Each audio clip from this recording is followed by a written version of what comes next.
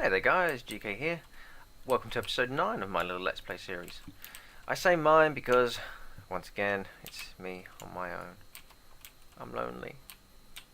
Not much of a survival multiplayer, is it? But, hey ho, people have lives, except for me. What are we going to be doing today? Well, first off, changes. We cleaned up the chests. No more chests, apart from these ones. Food, chisel, seeds, because I'm still working on those. Everything has been conglomerated into the AE system now, and it's filling up quite nicely. Stuff! Yay! We're going to be continuing on with applied energistics today, so if that pisses you off, feel free to find someone else to watch. But we're going to go behind the scenes here. Ooh, shiny wall. And depending on how quickly this gets done, we'll probably start working on an ender chest and quarry as well, so that we can start mining the deep dark for more resources. Because we're getting kind of low. If I look at iron here, we're 150. It's not great. Still more diamonds though. So, what's behind the scenes? Click. Ooh. The lab. We've got another lab. That's cool. We have pets. It's little me and little Paula Perry. And our AE system. That's all. That's what we've been working on behind the scenes. It's not great, but it's fancy. And I'm pleased. So we've got our little machine inventory manager over here that we'll be linking up soon. And today, as I've said, we're going to be continuing this automation. And we're going to be making crystal growth accelerators.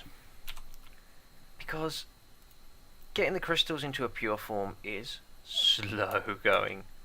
Really slow going. And I got bored of it. So I got a load of ingredients together and together, and I'm just going to get on with making these now. All the things. Definitely going to need a bit more fluix cable because I had to use some in the meantime to make the big old link from this terminal all the way over to that one. So we need a little bit more quartz fiber cable. These crafting terminals are incredible. Didn't realise how much I relied on them until I only made the normal ones. So we'll grab a few more of those. Grab some more of our fluix crystals. And that should be enough. So, what do crystal growth accelerators do? They speed up the growth of the crystal when it's ticking away in water. Normally these quartz seeds take 4 or 5 Minecraft days. I say 4 or 5 Minecraft days. 4 or 5 real days of playing Minecraft. It's a long time. Even chunk loaded the pure crystals that I did have before took me forever. I just got bored. I left them overnight and they were done in the morning. But we can speed this up to make it minutes rather than hours. And to do that we need the crystal growth accelerators. So let's grab 4 of those. So these things here. Now I've already made the quartz glass, I've already made the fluix blocks. I speak good English. I've already made the cable, you just saw me make that, and I've got the iron, so let's grab 4 of those. It's almost as though I'm prepared. But that's not all we're going to need. In order to automate these, we're going to be using Steve's factory manager again. So we're going to need a few things from there. So we're going to need... oh, wrong one. There. The machine inventory manager, which is going to require a piston.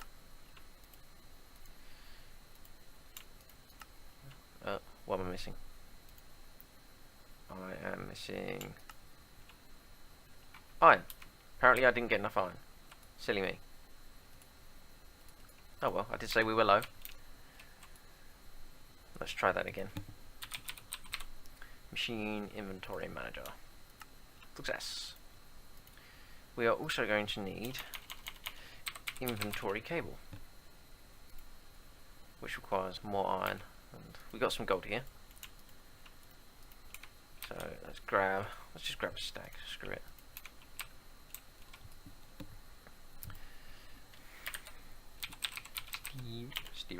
Steve's.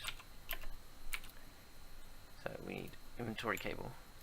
So I'm going to get 2 lots of that, and we're going to convert some of this cable. One of them needs to become a redstone emitter. I'll take those out. Another one needs to become an item valve, and which means we need a dropper. Which means I need. Oh, it went into my dev null. Which means we need dropper. We need 2 hoppers, which means we need the chests. Which I think, yeah, I did bring them. And we're getting 3 chests for this because we'll also need an input. There we go, 2 hoppers. Oh, that was random. There we go, there's our item valve. And the inventory cable we use to connect all these together. So here's the plan. These crystal growth accelerators take a lot of power, and while we're not exactly using a lot of power, I think we're ticking over at something like how we're going. Yeah, 35 RF per tick, and we've got a possible 300-400 here, 80 RF each times 5. So we're not short of power by any means, but these things do chew through it. So we're going to be making a well, I know we're going to need a lever. It's from Applied Energistics, and it's right down here. ME toggle bus, and this toggle bus is what you're going to be used to turning it on and off. So how does this work? You place your cables down, you place your toggle bus on the cable, and obviously you follow through after it, and then when the block that the toggle bus is in gets a redstone signal, anything after the toggle bus, which can be either way, let's just say it's going this way for now, no longer gets power through the AE network, ME network, system, thing, cables, whatever. And we're going to be using Steve's Factory Manager to turn that redstone signal on and off when it detects a certain item in front of the item valve.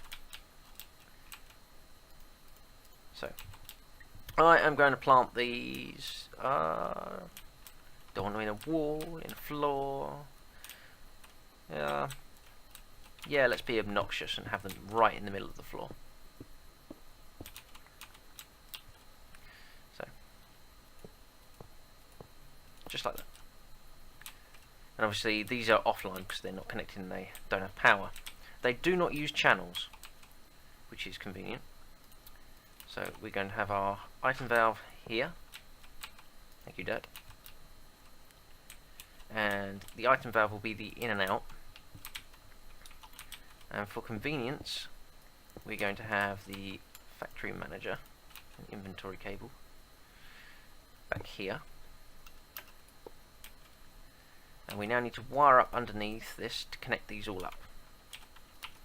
So let's just excavate the lot for a moment.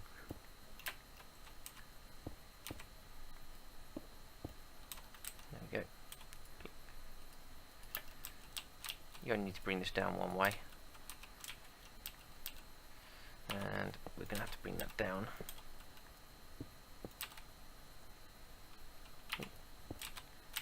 Ah! Okay, I'm going to have to take this off because this is irritating. There's our cable. Nope.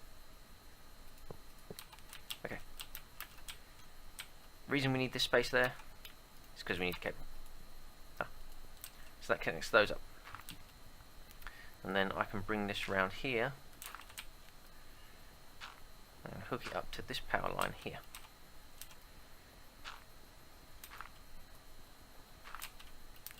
Okay.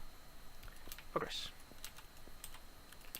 So if I hook this up now, You see these turn on. Do not want. Do not want. Let's just put those dirt back.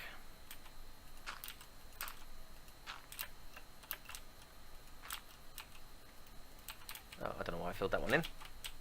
Clearly not thinking straight. Must be morning. Okay, so R. Oh, I took my. Today is not going to be my day, folks.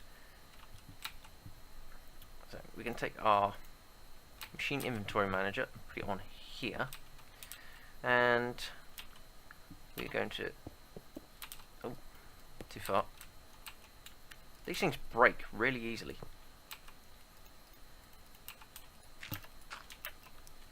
And we're going to have our redstone emitter right there. We're going to put our toggle bus in this block here. So that needs a cable. And here's our toggle bus. And that needs to go on. Now these won't turn on because the toggle bus is not on. Okay. Let's take this off. Now, the way this is going to work is that if I go into the machine inventory manager, create a trigger, and this is what we need, create redstone emitter. So we're going to need 2 of these, and we're going to need a condition. So trigger is fairly simple, interval 1 second, fine. The condition is going to be if the item valve up, because that's the way we're going to have it facing,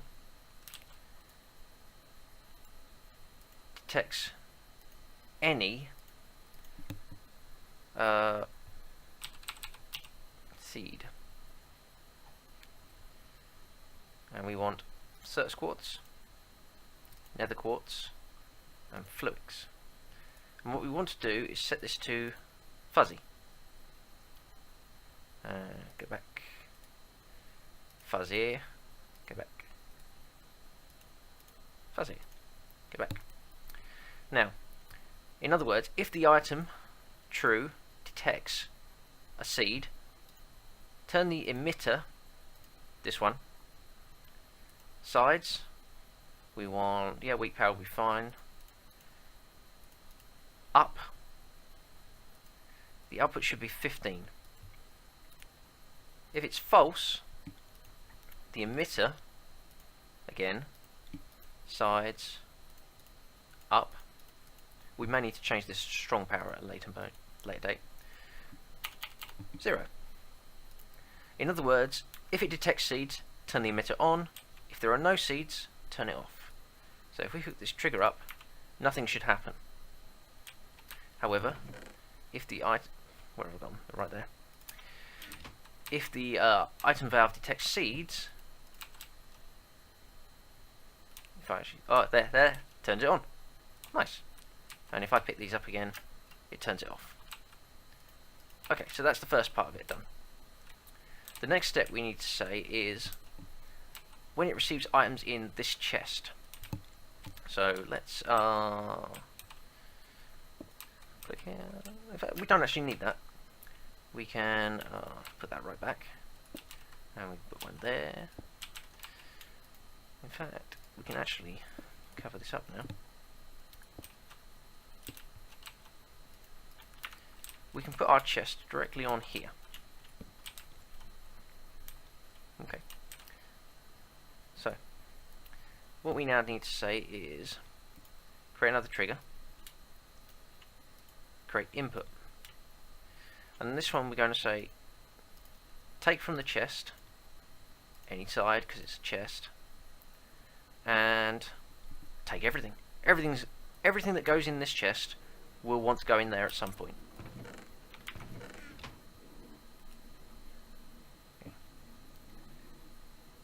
But while that is true, we are going to need to do the cleaner first. So we want input. Inventories needs to be the item valve, target needs to be up. The items we want to whitelist only, and we want the completed pure quartz. So it's down here somewhere. I think it's, if I just type pure, there we go. So we want pure Certus quartz, precise detection, pure fluix, pure nether quartz. We also want normal fluix, because that's made in water as well, and we can use this for that. So this will take all of those items out of the block gate and put them back in the chest. Inventories, chest, any side, empty blacklist. Okay. So now that we know that this is clear again, we then need to start working on how to put everything inside. So if we put everything all in at once, it might cause a few problems. So let's create a condition. And our condition is going to be, if the chest, any side, has all of, and we're going to say nether quartz, redstone, and charged Certus quartz, true. Take all of them from the chest. There's our chest. Any side. And we want to whitelist the same things again, so nether quartz, redstone, and charged Certus quartz. There it is. We're putting them in the right amount, so it doesn't particularly matter how many we specify. And output those to the block gate. Target up, items, empty blacklist. If those ingredients are not in there,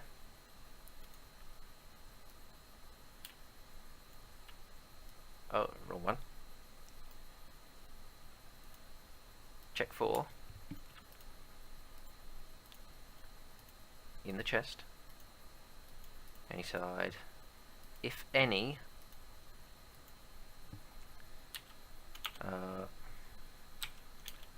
let's just look for quartz seeds. Hello? Where are the seeds? This tiny box is a pain in the ass for searching with. There we go. So we want Certus quartz seeds, nether quartz seeds, and fluix dust. Sorry, fluix seeds. If any. And again, we need this to be fuzzy in case they have to go back in there after being incomplete.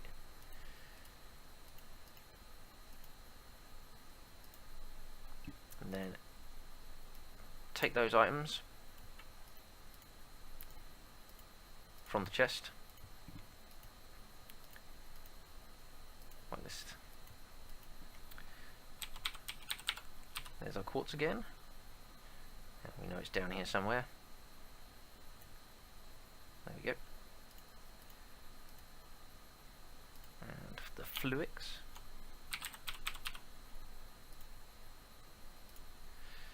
And output it into the block gate. Should be up. Yep. Okay, that should be done.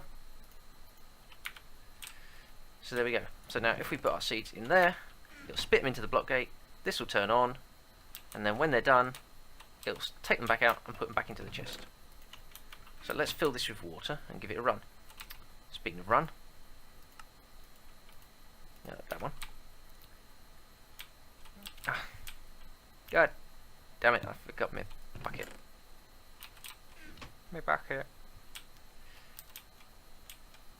Yoink. So, because I put the seeds back in, it threw them in. So that should be working now. And we'll soon see how quickly these are filling up. So let's see, 7% already. Ready? Gonna spit them out. You're not playing. Why are you not playing?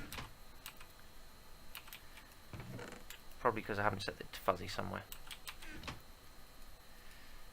So, but items, fuzzy. Oh, wrong one.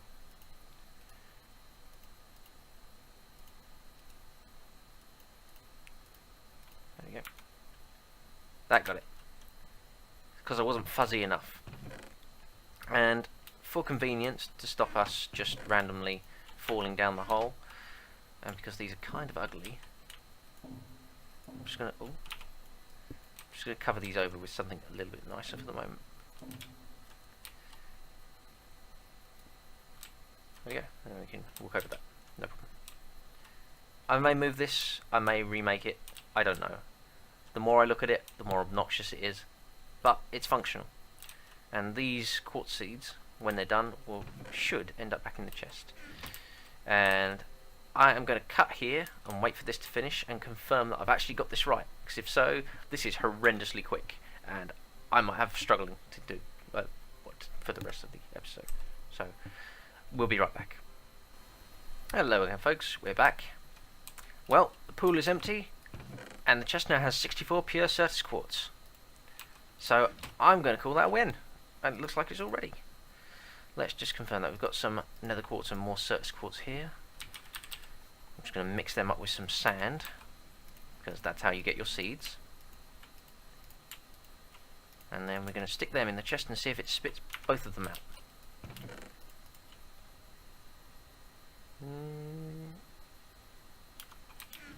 No? Yes? Yes. No, it's just a graphical glitch. But there they are. So that's good, that's all automated, and that's going to save us some effort later on. And eventually we'll put interfaces on the back of these chests so that we can auto-craft them. So, yeah, that's a good thing. So, next step then, because of all these interfaces and all these import buses that we're going to need an input from a quarry. And there are ways to do this with things like rail carts and tesseracts and whatnot. But we're going to use the humble ender chest, simply because it's the simplest thing to make. And there it is, ender chest from Ender Storage. Probably needs a bit more obsidian. We haven't got any obsidian. There's one. Yeah, we need some more obsidian. So let's get to work on that first. We are going to need a igneous extruder. This is a block from thermal expansion, as you can see. Mixes hot and cold fluids. Makes stone, smooth stone, and obsidian. So let's get our basic machine frame. We need a tin gear. Let's fill that with iron. Where's our iron? There it is. So, igneous extruder. Glass. There's our machine frame. We're going to need some copper gears. Does this change? It should change. But I'm just going to put some more iron in there. 2 of those. We're also going to need a power receptor, so we're going to need redstone and gold. Igneous. It's got its own upgrades, by the way, which is quite cool. Servo. And piston. There you go. Done. Igneous extruder basic. This takes lava from one side and water from another, and well, makes things from it. So where do we want this? I mean, I'm keeping our sort of base materials over here. All of these chests, though you can't see it from here, actually have storage buses underneath them. Do I want to put it in this room? It might be nice to have it next to the water, and just get another lava tank. Yeah, I'll probably do that. So let's put that there. We will have input from the left and input from the right, output from the top. I do believe I have a barrel. I do, go me. Stick that there, because that's going to be our obsidian. And in fact, to make this neat, we're going to have the barrel to the left, and we'll have another ender tank on the top. So let's switch those around. We can grab our fluid duct, temperate fluid duct. Don't really need a big one, and a servo, because we're actually pulling out the top of this tank. So I'll stick that there. So that should start filling up one. Yep.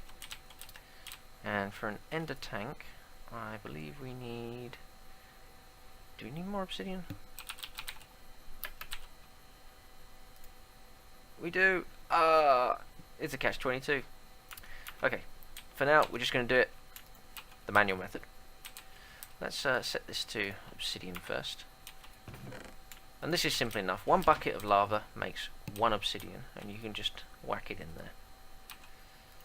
So there's our 2 obsidian. That makes that. We'll get our ender tank. Our colours for our ender tank are yellow, yellow, yellow.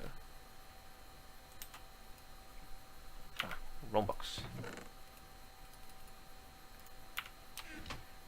So, oh, did I take the obsidian? No, it went into the barrel, as it should have done. Good lord. Can you tell I'm on point today? Let's grab that. We need the cauldron, we need the obsidian. So let's get our ender tank. Thinking yours. Stick that there. We're gonna have yellow, yellow, yellow, because that's us.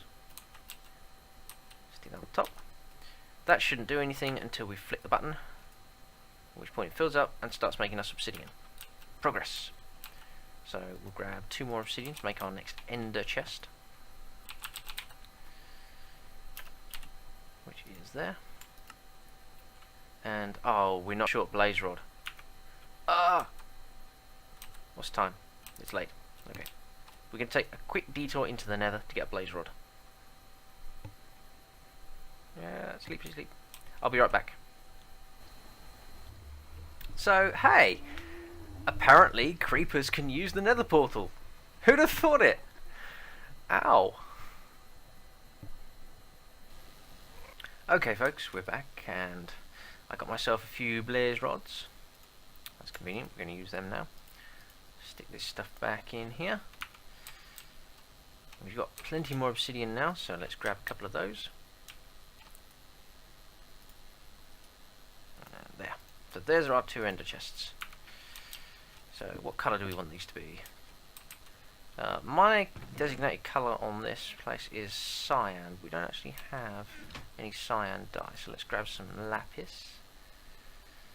I do, and some Pectus green.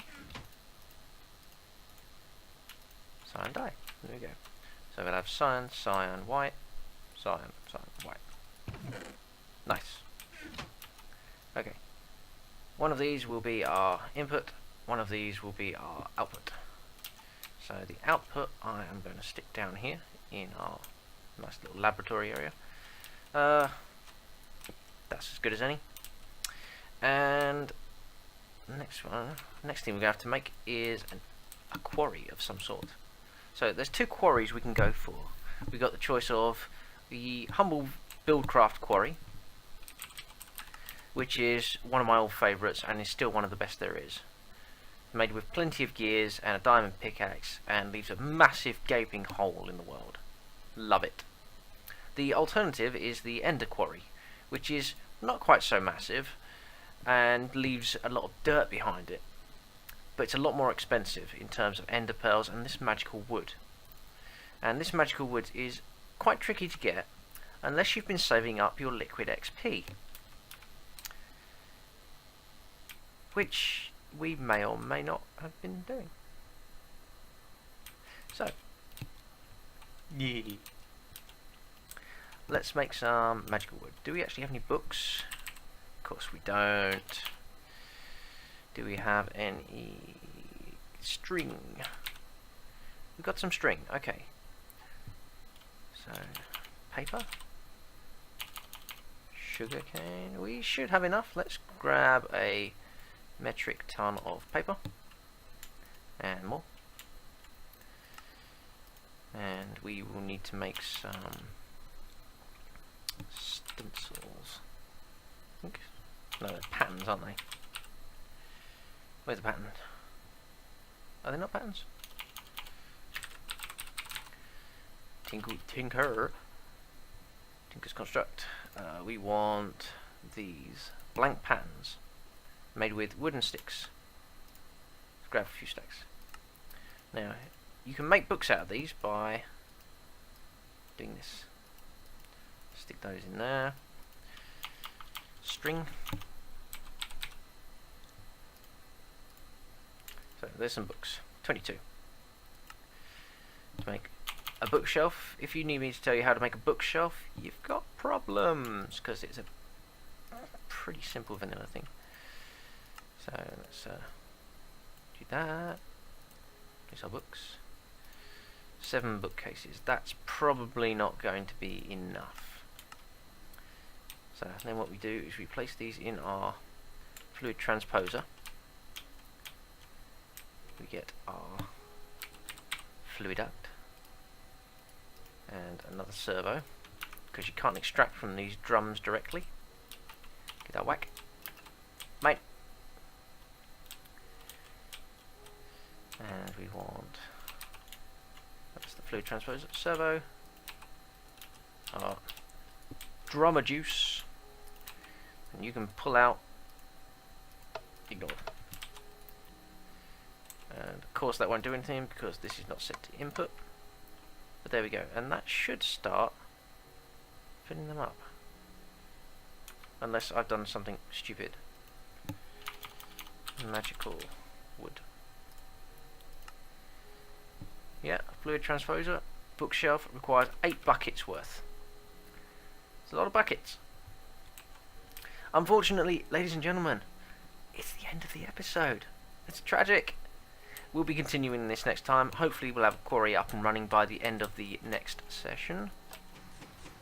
If we don't, shame on me. And I'll give Paul Perry a few prods now and then to see if he's actually coming back or not. His computer exploded, maybe. That's why he hasn't been on. So anyway, thank you for watching, guys. If you've liked this episode, please leave a like. If you've disliked this episode, please leave a dislike. Tell me what I'm doing wrong, help me improve. Other than that, thank you for watching, and I shall see you guys in the next video. Bye bye.